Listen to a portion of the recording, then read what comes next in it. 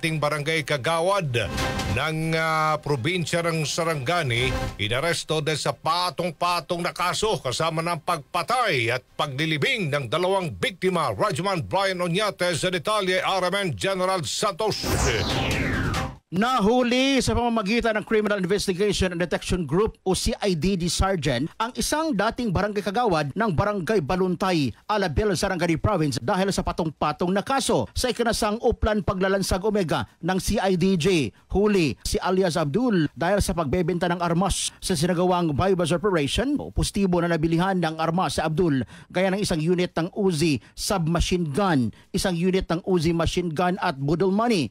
Samantala, kinumpirma ni Police Major June Fortunato, ang hepe ng CIDG Sarangani Provincial Field Unit, na ang nasabing suspect ang isa sa mga pumatay sa dalawang lalaki at ibinaon sa bakanting lote sa bayan ng Alabel noong Disyembre 2024. Siya rin ang itinuturong suspect sa pagpatay ng isang manager ng banana plantation ng nasabing bayan. Ang nasabing dating kagawad ang di umano'y kinatatakutan sa lugar dahil sa serye ng krimen na ginawa. Sa ngayon, pinaghahanapan ng CIDG Sergeant ang mga kasamahan nito na gumawa ng nasabing mga krimen. Kasama mo sa RMN General Santos, Rajuman Brian Oñate, Tatak RMN.